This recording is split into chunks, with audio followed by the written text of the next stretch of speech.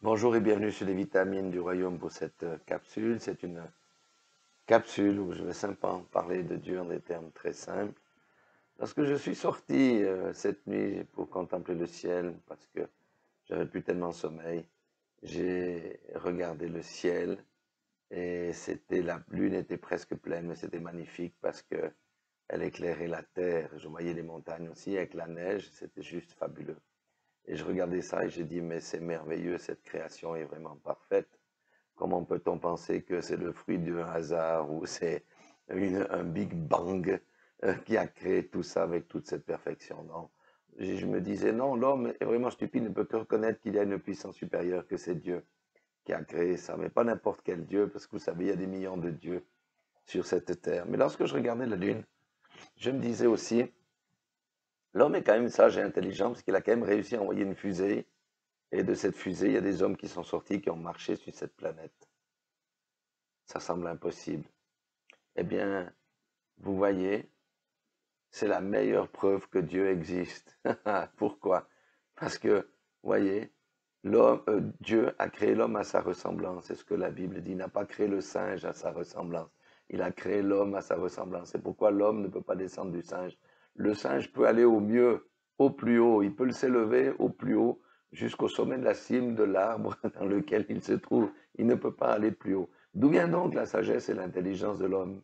Ben, elle vient de Dieu, parce que l'homme a été créé à l'image de Dieu, certes avec des limitations, parce que nous sommes dans un corps de chair, mais voilà, c'est la meilleure preuve que Dieu existe et j'ai glorifié Dieu. Je dis oui, tu existes, je fléchis le genou devant toi.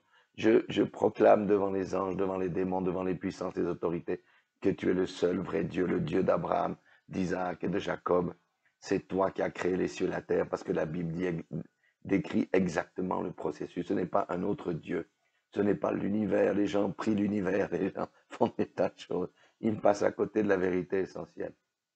Et non seulement ça, Dieu a accompli des choses extraordinaires. Nous savons tous que le monde est méchant, nous savons tous que le monde court à sa perte. Il n'y a pas besoin d'un grand devin pour voir où nous allons vraiment à la grande catastrophe. Cependant, Dieu a tellement aimé le monde qu'il a envoyé son Fils Jésus-Christ pour sauver le monde. Alléluia. Oui, pour quiconque croit en lui, lui accorder la vie éternelle, le transformer à l'intérieur, lui accorder la paix, la joie, toutes ces choses que l'homme le plus riche du monde même ne peut pas acheter. J'ai entendu hier à la radio, parce que j'étais assez loin de mon domicile, et lorsque je rentrais le soir, j'entendais, il y a un cinéaste suisse qui a reçu pas mal de prix concernant un film qu'il a fait, dont j'ai perdu le nom, mais c'est pas ça, mais la chose la plus importante, c'est qu'il disait que Jésus était un révolutionnaire. Et si Jésus était là sur la terre, il irait vers ceux qui sont dans l'esclavage. En l'occurrence, il faisait référence à des Roumains et des Africains qu'on exploite en Italie dans les champs de tomates parce que ce sont des illégaux. Et la mafia s'est emparée de leur vie, ils ne peuvent rien faire d'autre que de trimer, comme des esclaves au temps des Hébreux. Et ce cinéaste disait oui, si Jésus était là, il irait vers cela-là. Parce que Jésus était un révolutionnaire. Il est venu pour révolutionner le monde. Au lieu de la méchanceté, de la cupidité, Jésus a apporté l'amour. Amen, alléluia. Donc ce cinéaste avait une idée très belle de Christ. Il reconnaissait ce que Jésus avait fait. Cependant, il se trompe sur un point. Il a dit qu'il était un révolutionnaire, mais sa révolution n'a pas marché. Je riais au-dedans de moi et je me disais, mais tu te trompes, mon ami le cinéaste. Parce que le cinéaste disait que Jésus est mort à la croix, donc sa révolution a échoué. Eh bien, il se trompe parce que le jour où Christ est mort, où Jésus-Christ est mort à la croix de Golgotha, ça a été sa plus grande victoire parce qu'il a triomphé de la mort. Quel est l'homme qui peut triompher de la mort sur cette terre aujourd'hui? Va-t-on dire aux hommes les plus riches du monde, les plus puissants du monde, mourrez et ressuscitez afin que nous voyions votre puissance? Aucun ne relèvera le défi parce que l'homme est mortel. M-O-R-T-E-L. Et après la mort vient le jugement et au jugement dernier, tout le monde sera ressuscité et viendra à ce moment-là, soit les uns ressusciteront pour la vie éternelle, les autres pour la perdition, malheureusement, dans le lac de feu. Et je disais, merveilleux Jésus. Quand cet homme parlait, je disais, merveilleux Jésus, le monde a besoin de toi, parce que toi, tu es allé vers les Sidéens. Ça veut dire, les Sidéens, à l'époque, c'était les lépreux. Il a été vers les rejetés, il a été vers la veuve, il a été vers le pauvre, il a été vers les enfants, il a été vers l'indigent. Toute la Bible parle de ces choses. Ne méprisez pas la veuve, l'orphelin, le pauvre et l'indigent. Jésus a mis en pratique tout ça grâce à l'amour. Amen. Et vous savez, ce qui triomphe de la méchanceté, c'est d'être un fils de Dieu, une fille de Dieu. Et ce qui triomphe de ce monde, c'est notre foi en Jésus-Christ, notre foi en son œuvre et la foi absolue que Jésus est le même hier, aujourd'hui et éternellement. C'est pas une foi intellectuelle, c'est une foi pratique. Et je dis à quelqu'un aujourd'hui qui est peut-être dans la dépression, qui a peut-être de grandes inquiétudes sur l'avenir, qui ne se sent pas très bien, eh bien qu'il se lève la nuit, qu'il aille sur son balcon ou dans la cour et qu'il observe le ciel et qu'il dit, Seigneur Dieu Tout-Puissant, tu es vraiment le grand Dieu. Oui, celui qui a créé les cieux et la terre, ne peut-il pas venir à mon secours? Mais bien sûr qu'il peut venir au secours de quiconque. Alléluia. Jésus-Christ est toujours vivant par le Saint-Esprit. Alléluia.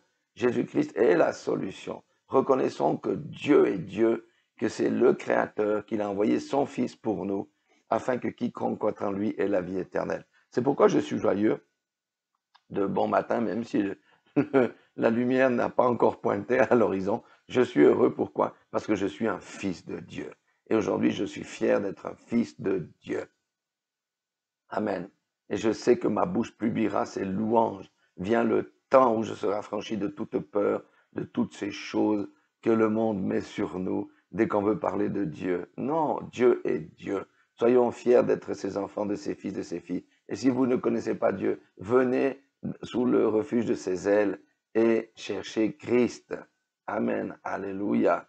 Jésus est sauveur et Jésus est aussi Seigneur de tous ceux qui lui appartiennent. Et ceux qui lui appartiennent font ses commandements avec délice parce que ce sont les commandements de l'amour. Si tu ne connais pas Christ, c'est pas compliqué. Tu peux répéter, tu peux prononcer Seigneur Jésus-Christ. Je ne te connais pas, mais j'ai entendu parler de toi. Je veux te connaître. Je ne suis qu'un pécheur. Je me repens de mes péchés. Ma nature est mauvaise. Ma nature est méchante. Viens me transformer. Je me soumets à ta parole. Je t'accepte dans ma vie, non seulement comme sauveur, mais aussi comme Seigneur. Parce que je sais tes commandements sont les meilleurs du monde. Et c'est la meilleure des choses à faire. Viens m'aider, viens me purifier, viens me nettoyer, viens me sauver. Je crie à toi parce que je suis fichu sans toi. Je reconnais que tu es la solution, mais je reconnais que tu es Dieu aussi et que j'ai besoin de toi. Viens, je t'en prie, viens me sauver, viens me sortir de là et je te donne ma vie aussi parce que je veux me laisser conduire par toi. Et lorsque vous acceptez Christ, le Saint-Esprit vient en vous et vous transforme. C'est ça la véritable conversion. Et on ne regarde plus à notre vie passée. Et les choses que nous pratiquions, nous ne les pratiquons plus. Nous ne les pratiquons plus. Nous avons tourné le dos au monde. Nous commençons à lire la parole. Nous commençons à découvrir qui est Dieu. Nous commençons à nous laisser transformer. Et nous allons voir que toutes les vanités, les futilités de ce monde commencent à ne plus nous toucher tranquillement. Tranquillement, nous sommes élagués. Tranquillement, nous sommes transformés par son œuvre merveilleuse. Et le Seigneur, Dieu Tout-Puissant, se révèle toujours à celui qui le cherche en esprit et en vérité. Voilà, soyez tous bénis. Sachez qu'il y a toujours une porte de sortie. Cette porte de sortie s'appelle Jésus-Christ. Et si tu es un chrétien, un vieux chrétien qui a connu Dieu il y a des années, mais tu t'es refroidi, tu n'as pas la vie en toi, repens-toi, reviens dans les bras du Seigneur. Et le Seigneur Tout-Puissant t'accueille. Alléluia. Soyez tous bénis dans le nom puissant de Jésus-Christ.